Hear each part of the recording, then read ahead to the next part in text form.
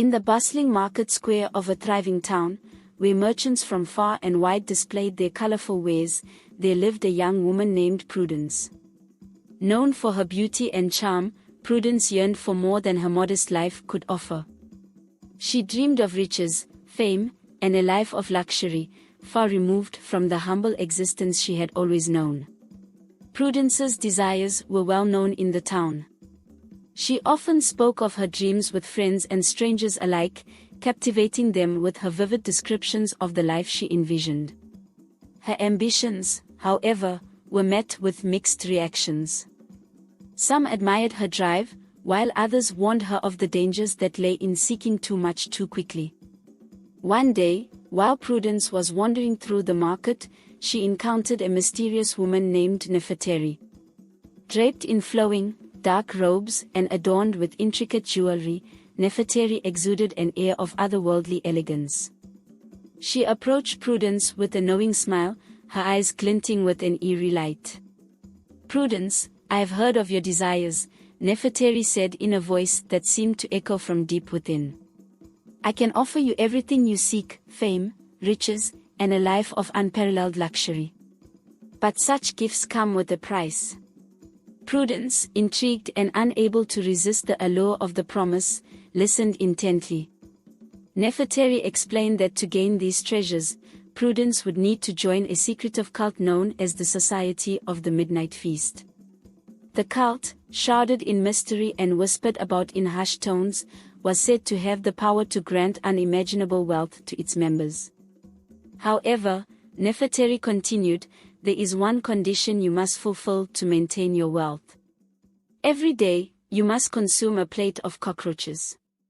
Fail to do so, and all that you have gained will be lost, and your life will be forfeit." Prudence, blinded by her ambition and the visions of grandeur that danced before her eyes, agreed without hesitation. That very night, she was led to a hidden temple deep in the forest, where the initiation ceremony took place.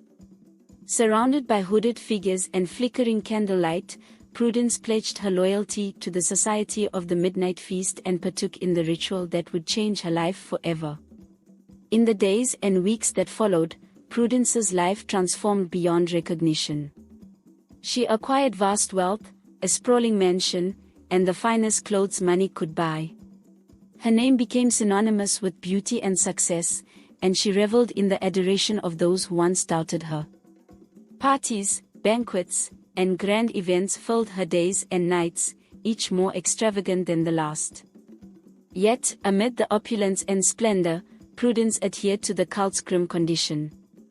Each day, she consumed a plate of cockroaches, an act that grew more repugnant with time.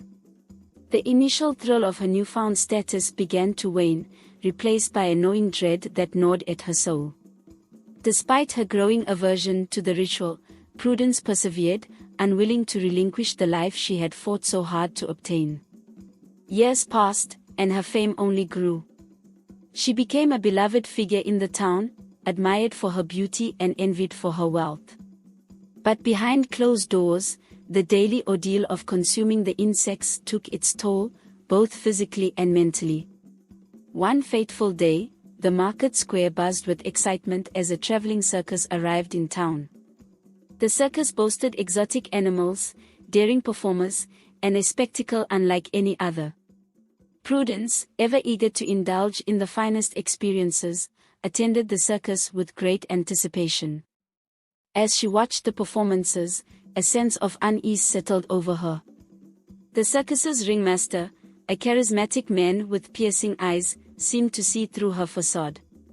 During a particularly captivating act, he approached Prudence and whispered, "Beware, for all that glitters is not gold.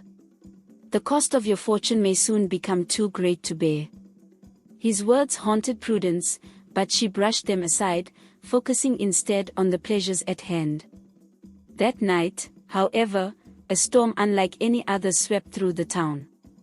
Torrential rain and howling winds battered the mansion, causing power outages and widespread panic. As the storm raged on, Prudence's servants scurried about, trying to secure the mansion and ensure their mistress's safety. But when the time came for her daily ritual, a horrifying realization struck: there were no cockroaches to be found. The storm had driven them into hiding, leaving Prudence with no means to fulfill the cult's grim condition. Desperation clawed at her as she searched every nook and cranny, but the insects remained elusive. With each passing moment, the weight of her decision bore down on her.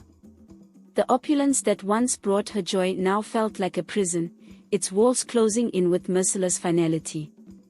As dawn broke and the storm subsided, Prudence's fate was sealed. The curse of the Society of the Midnight Feast took hold, and she felt her life slipping away. In her final moments, she reflected on the choices she had made and the price she had paid for her insatiable ambition. Her death was as dramatic as her life had been. The town mourned the loss of their beloved icon, but whispers of her dark secret began to circulate.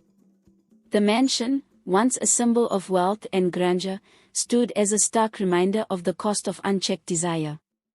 In the years that followed, Prudence's story became a cautionary tale, told to young and old alike. The legend of the woman who sacrificed her integrity and sanity for fleeting riches served as a stark warning: true wealth lies not in gold or fame, but in the contentment of a life well lived, free from the chains of insatiable greed.